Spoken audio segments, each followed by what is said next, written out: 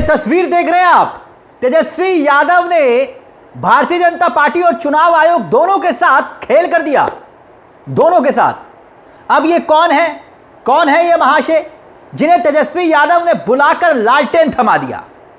और ये क्यों कहा जा रहा है कि तेजस्वी यादव ने वो खेल कर दिया जो भारतीय जनता पार्टी ने सोचा भी नहीं था? इनसे हम आपको मिलाएंगे, मगर उससे पहले एक तस्वीर आपको याद दिलाएं।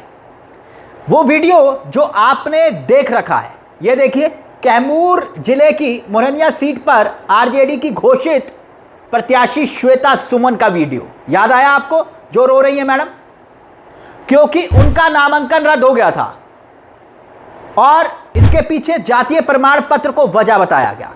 श्वेता सुमन ने रोते रोते कई गंभीर आरोप लगाए थे कि भारतीय जनता पार्टी की शिकायत पर जानबूझकर साजिश के तहत उनका नामांकन रद्द हुआ, याद आया होगा आपको।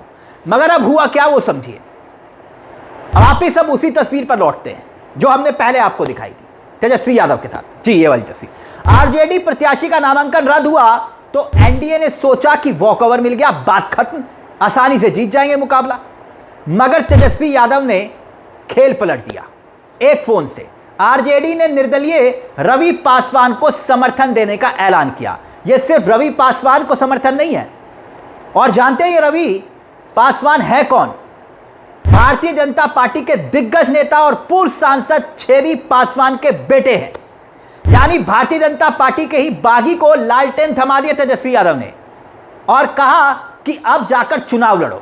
पहले सुनिए तेजस्वी यादव ने क्या कुछ कहा, फिर बताएंगे आपको कि आखिरकार तेजस्वी यादव ने यह दांव चलकर एक तीर से 3 निशाने कैसे साधे हैं, 3 निशाने।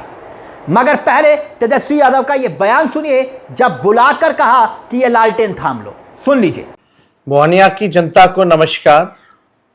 आप सब लोगों को हम बताना चाहेंगे कि आज जो हमारी प्रत्याशी श्वेता सुमन जो थी, उनका नामांकन जो है रद्द कर दिया गया है। हालांकि पिछले बार वो लोजपा से लड़ी, तब उनका नामांकन रद्द नहीं किया गया,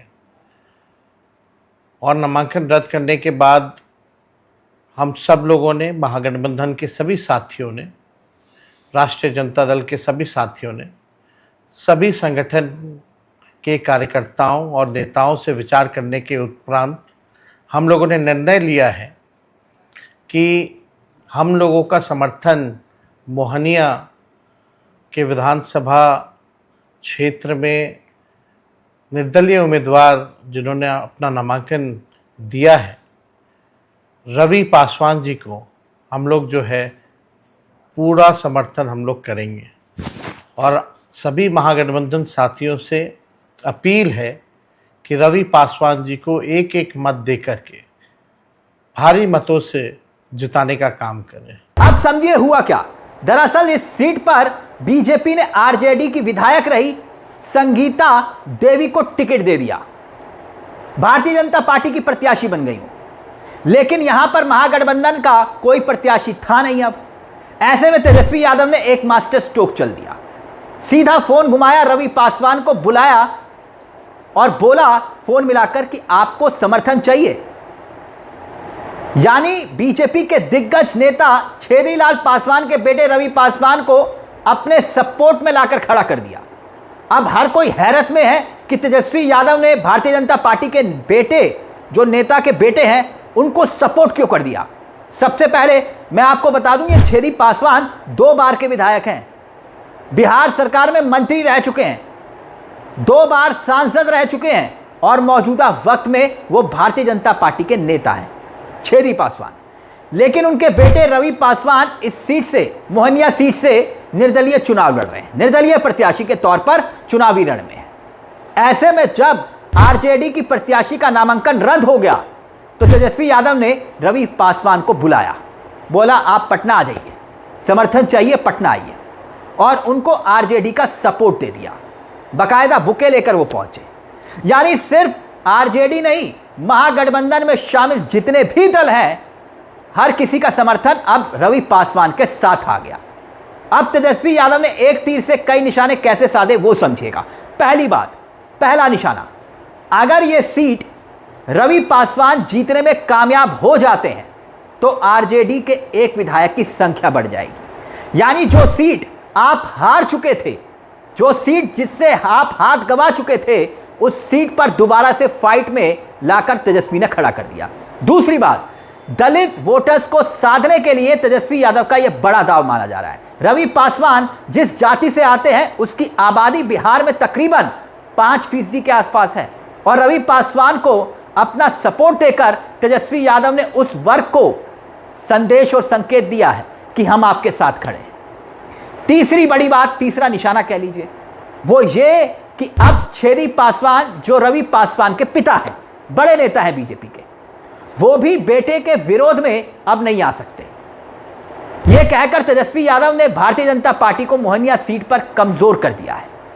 इतना समझिए, जब तेजस्वी यादव का सपोर्ट मिला तो रवि पासवान ने भी आभार व्यक्त किया, आभार जताया और कहा कि भाई हम आपके साथ खड़े हैं। तेजस्वी यादव जी, हम आपके साथ खड़े हैं। सुनिए रवि पासवान क्या कुछ कह रहे हैं इस समर्थन के बाद, सुन लीजिए। बहुत बहुत धन्यवाद सर, आपने मुझे इस लायक समझा कि मैं मोहनिया की सेवा कर सकूं, और मोहनिया के लोगों के मैं बीच में लगातार रहा हूं। 2005 से 10 तक मेरे पिताजी वहां विधायक भी थे, और पिताजी का सारा कार्यभार मैं ही देखता था।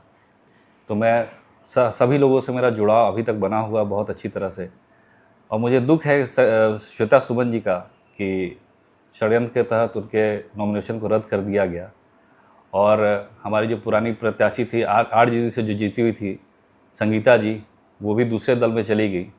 और मैं आपको आश्वस्त करता हूं सर कि मैं संगीता जी को हराकर और आपके सीट को एक बढ़ाने का मैं काम करूंगा। और मैं ये भी विश्वास दिलाता हूं पूरे रोहतास और कैमूर में हमारे जितने भी लोग हैं, आपके सब लोग सब आपके पार्टी को समर्थन करेंगे, और आपको रोहतास कैमूर से भरपूर समर्थन हम लोग का मिलेगा सर।